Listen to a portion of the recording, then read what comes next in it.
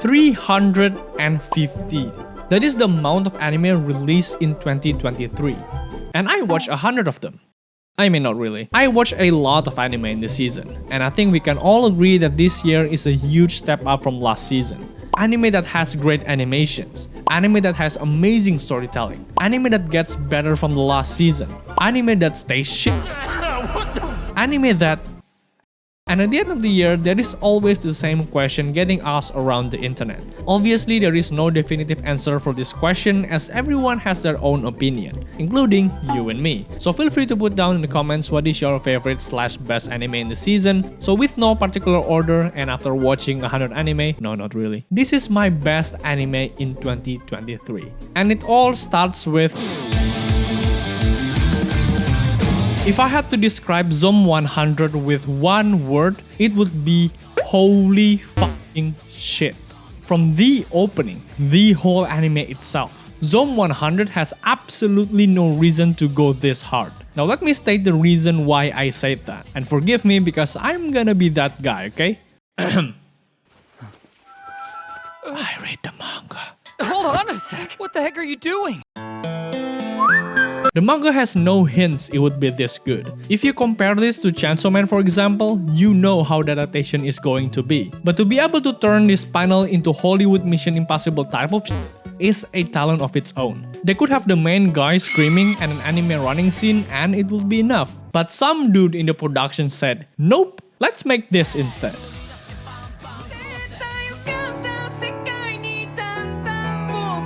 So I was a bit curious on who is the guy responsible for this. So I'm doing a little bit of research and it turns out that this guy is the one directing Zom 100. Allow me to sidetrack a bit and give the spotlight to Kazuki Kawagoe sensei. This guy is not only directs Zom 100, but he also directs Komi-san. And everyone that already watched Komi-san and reads the manga knows exactly what I'm talking about. This is the only thing that the manga gave it to us. One single massive panel. And do you wanna know how this guy turned this panel into an anime?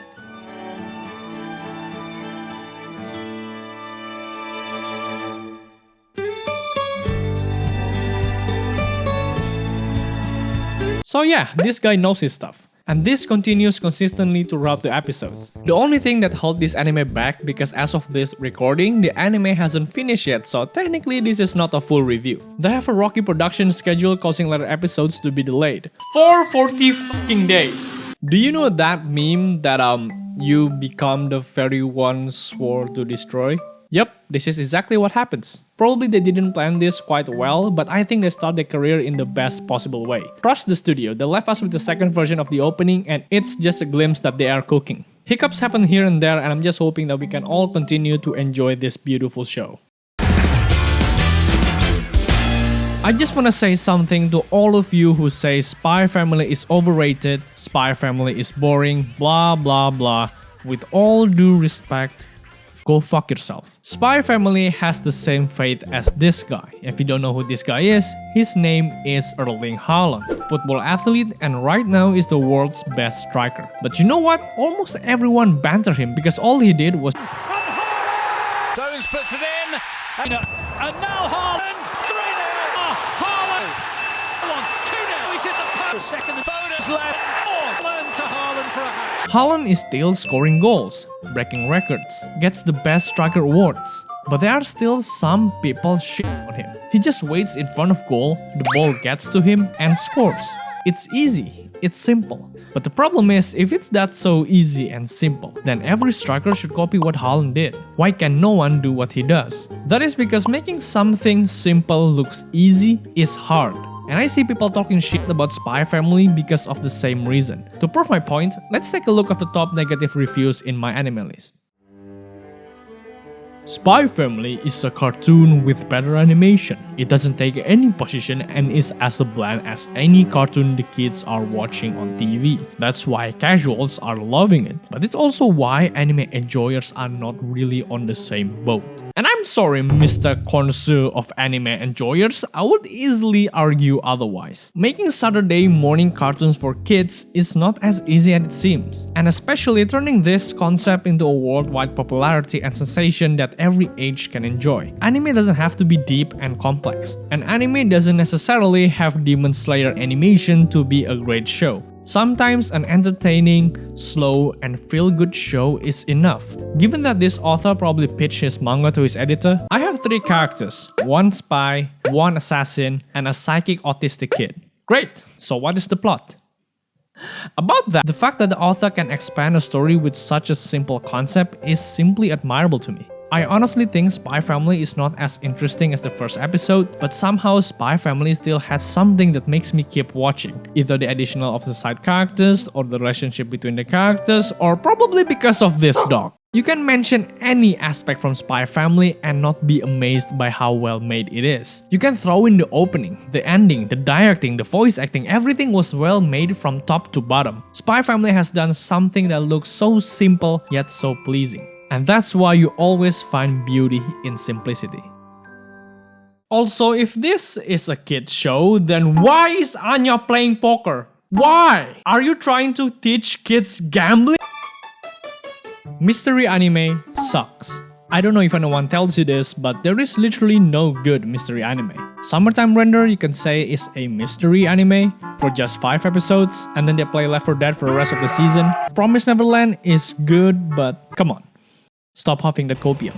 No, you're not invited. It's really hard to find a good mystery anime. Some mystery shows I've watched have good mystery in it, but the way they explain the story is like I'm sitting in an online class. Another mystery show also has good mystery, but it's so hard to understand, and then what the fuck am I watching? They kinda have to mix in another genre to complement their mystery element, and the most common one is drama. But in the end, it's more like a drama anime rather than mystery. They probably have to be more creative, like mystery isekai? Nah, I'm just joking, bro. I'm just joking. Stop. I'm joking. Stop. I find it really hard to find mystery anime that balance all of those points. The mystery is still interesting without spoiling it too much or making it boring, and it still feels like a mystery show. But this season, Anime Gods has blessed us with Heavenly Delusion. Heavenly Delusion not only feels tight-gripping to the mystery element, but it's genuinely really interesting. It's one of those shows that throws us into empty space with no explanation.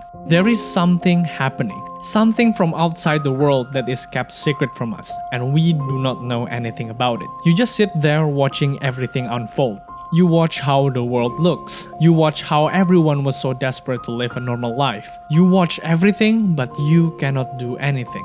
I'm not exaggerating saying that Heavenly Delusion is on par with Chainsaw Man in terms of animation and directing. The way they present every scene, especially those one fighting with the monsters, is impactful. Every gunshot they take, every movement they make feels really immersive. You are a part of this journey to solve the mystery. Heavenly Delusion lets us immerse into the world and not treat us like an idiot. They just show us what happened and what the characters thought about it. The characters rarely gave a conclusion. Instead, they piece together one by one, let their thoughts circle around and let you piece the final conclusion. But it really goes to say in anime without its downside, and the only one that I'm thinking of is this series is not finished. We are getting absolutely blue-balled with the anime, and I think it's really done dirty with only 12 episodes. Summertime Render had 24 last season. Production IG did nothing this season. Why you're not making another 12 for Heavenly Delusion? Heavenly Delusion really needs those extra 12 episodes. I feel like they cut some corners when it comes to world building in order to squeeze it for 12 episodes. They need more time to build up the world, to build the characters, but again, they have to compensate for those 12 episodes for these insane visuals. It's really hard to not be invested in this world with all of these visuals surrounding you. It begs you to. How can you not be invested in something like this? If my eyes had a pin, I would have sprayed all my babies all over my...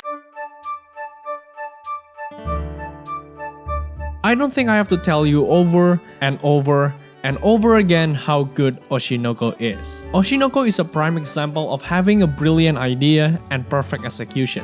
Everyone loved it, everyone praised it, and so am I. I already made a video about Oshinoko, not about how good Oshinoko is, but about what I got after reading the manga until the end. So yeah, I'm gonna be that guy again. But I'm not here talking about the manga, obviously, so let's talk about the anime. What can I say about Oshinoko that hasn't been said by basically everybody else on this planet? Nothing, apparently. I have no problems whatsoever with the anime. Everything that happens in the manga, they pretty much adapted faithfully to the source material. Their decisions on making the first volume full 1 hour length episodes is such a Giga Chad move. And that really helps the popularity of the anime itself. Anyone watching it for the first time would never guess that would kill the most compelling characters in a single episode. And with the help of Yoasobi making an absolute banger of an opening, the series just destined to be a popular. But my problem with Oshinoko is they never reach the same height after the first episode. Everything after is just your standard drama anime. But after reading the whole manga, the best part of Oshinoko is in the next arc after the first season, which hopefully adapted the same way the first season did. I talked about it on my Oshinoko video and you can watch it after finishing this video.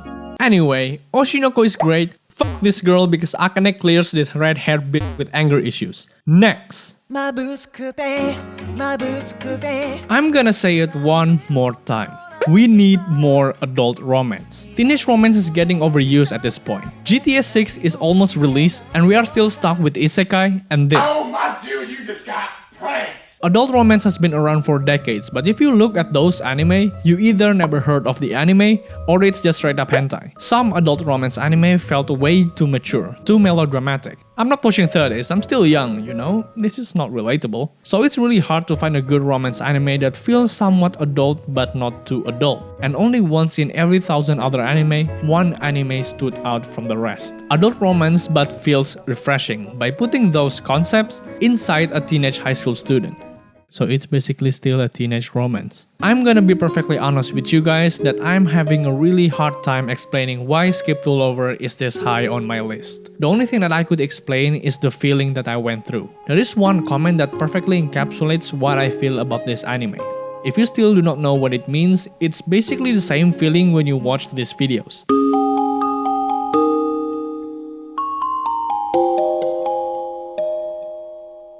Skip to Loafer is when everything feels right. Everything is in the right place. It doesn't need to have a beautiful or moe main character, thirst bait or fan service to hook the audience. Skip to Loafer is just pure wholesome anime. I genuinely believe it's really scary for the author to create a fictional story and characters that feels like a living, breathing human being. This may sound really weird coming from a hardcore weeb, but Skip to Loafer can make a fictional anime character feels like your best friend. It feels like you are there with Mitsumi and helping her get through her transitions. Their friendship between Mitsumi and her friends feels really genuine. No bad intentions, no bad friends, no love triangle, or wait, maybe? I'm sitting at the end of this anime and thinking to myself, I wanna have a friendship like this. I only incline to two possibilities how this could happen. Either the author is a genius or she just happened to experience the best possible high school life ever lived and this is her whole high school diary. There is nothing in between. You are my special. So I just casually read a review on the first season of Jujutsu Kaisen from this guy quoting, "One of the absolute worst shonen out there, if not the worst I have come across as of yet." Coming from a guy that rates Oremo a 9. This guy writes a review on Jujutsu Kaisen more than 3,000 words. I do appreciate that this guy put more effort into hating Jujutsu Kaisen than me doing any of my videos, just to spit out some hot garbage. And I would like to humbly throw your opinions out of the window. Jujutsu Kaisen is amazing. Don't get it wrong, don't get it twisted, don't be that guy trying so hard to be different. Everyone has been talking about the Shibuya arc, saying that it's going to be the peak of Jujutsu Kaisen, and I had to admit it, but they are goddamn right. Halfway through the season, I already got the feeling that this is gonna blow up. If you didn't like season 1, I highly encourage you to come back to season 2. Not only does it miles off better than season 1, in season 2, MAPPA knows what we want. Season 1 starts kinda slow, but in this season, you get all what you want. You want Gojo? Here, more Gojo. Oh, you like our fight scenes? Here, the characters fight in every 2 seconds. Oh, you like sneakers? We got them too. I don't need to wait until the end of the season to know that this will end as one of the best arcs in shonen history. The art style may change a bit, but if you criticize that, oh, Gojo's hair is 2 centimeters more than last season. This season is shit. I believe you are the same guy that points out you are and you're like You are that kind of guy? I'm afraid this year there will be a Jujutsu Kaisen award like last year, but I don't know. This season has really strong contenders for each category and I hope one of them could get the W. And for you guys that keep comparing Jujutsu Kaisen to Demon Slayer, let me tell you guys something. Both of them are good and you can enjoy both shows without comparing them. See? It's easy. You are my special.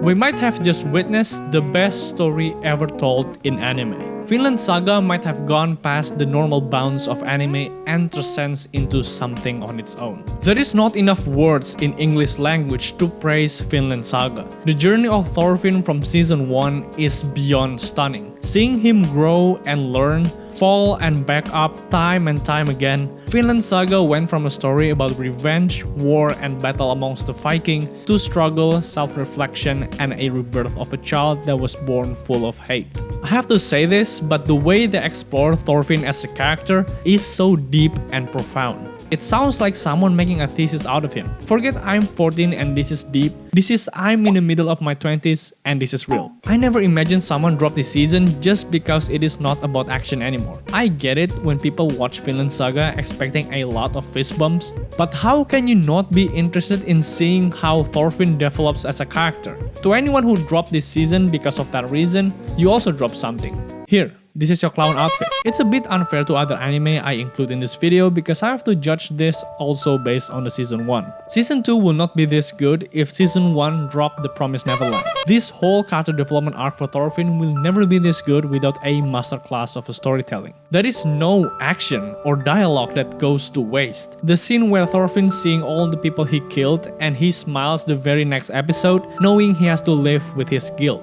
No matter how hard he tries to run away, his actions in his past are his actions, and he has to endure the consequences. I would be here all day if we are talking every scene and symbolism in Vinland Saga, but without telling you all of those, you know this is a masterpiece of a sequel. You also would not notice the studio has changed from Wit Studio to MAPPA, because they both possess the same level quality in animation. Yes, in season 2 they have less action scenes, but my god, the entire anime is still beautiful.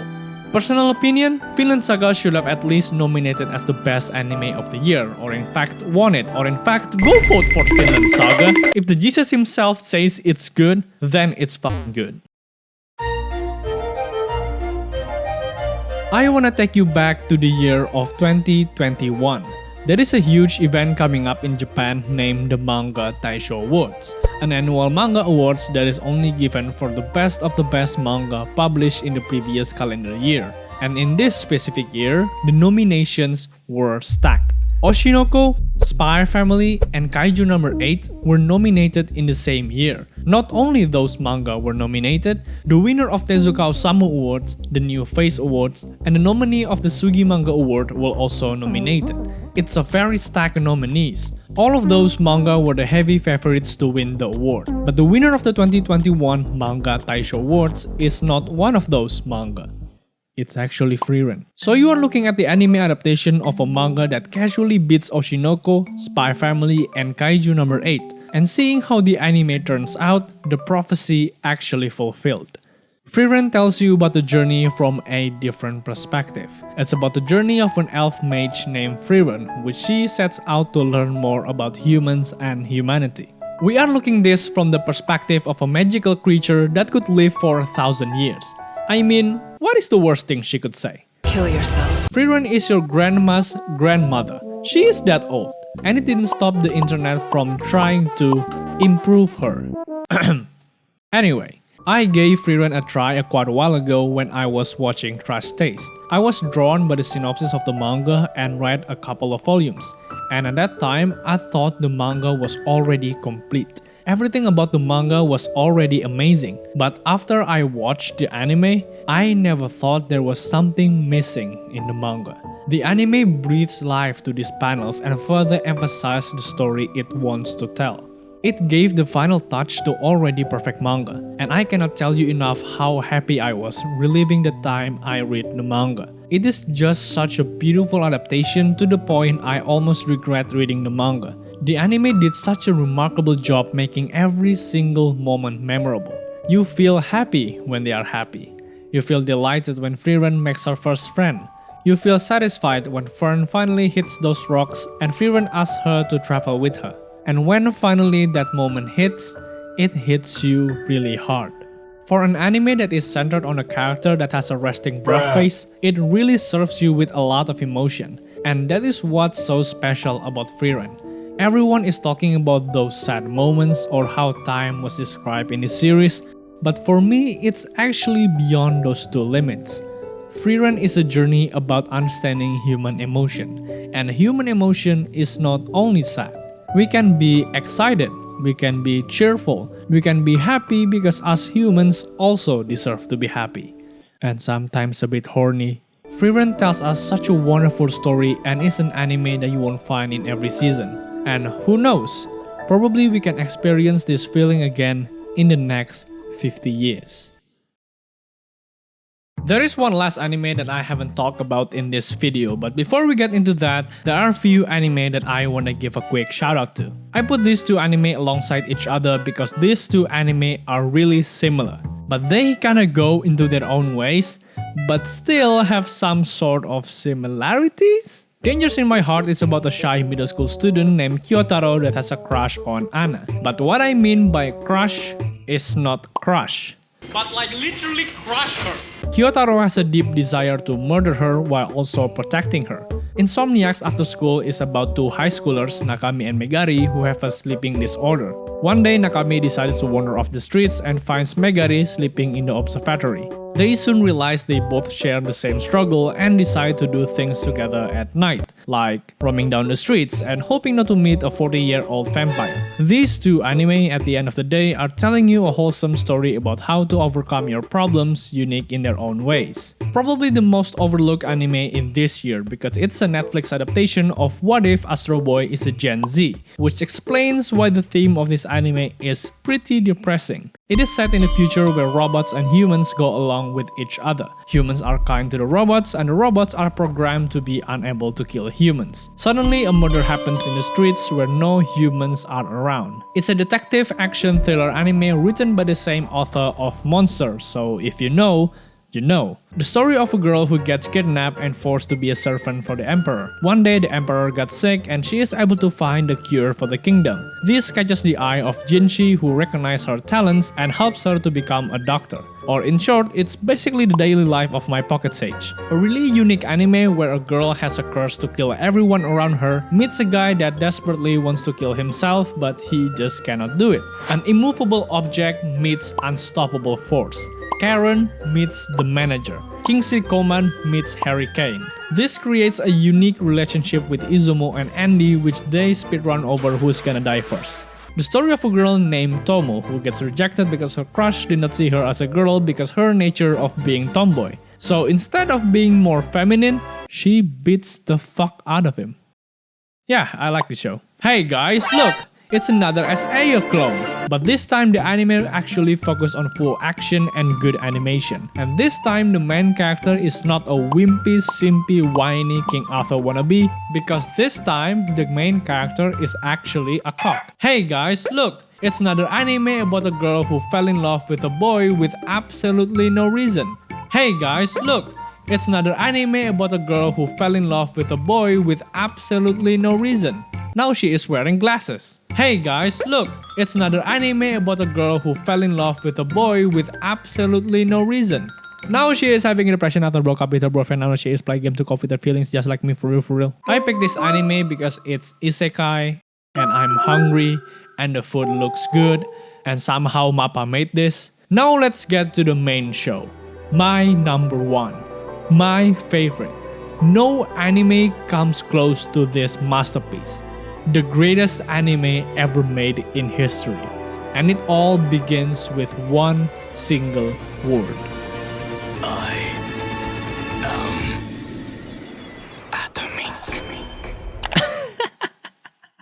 Oh boy, I cannot do this. In all seriousness, this is not the best anime in this year. But if you scale this list in terms of enjoyment, I fucking enjoy this anime. To the point that I wanna learn how to draw, be an animator, adapt this anime to season 6, and let Mappa fuck my butthole. This anime is so bad and so cringe. But why the I enjoy this so much. Japan has the privilege to make anything looks and sound cool. They can literally shout sushi on the stick and make it into an anime move and still looks cool. Zoro is one of the most badass character ever made in history of anime, and his signature move is fucking onigiri. So why he use English? English makes anything cringe.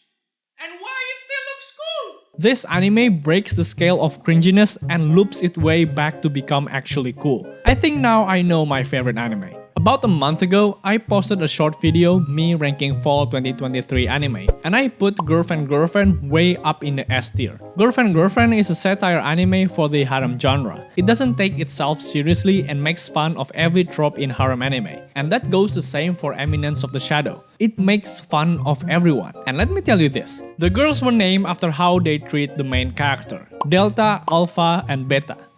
And Claire. Every main character has a cool nicknames, something that they known of, and the nickname of this guy is literally John Smith. This anime is just a giant satire for isekai anime, and I am here for it. Sometimes you don't have to be really critical about a show, there is a flaw here and there, but you can just turn your brain off and let your heart enjoy this atomic entertainment.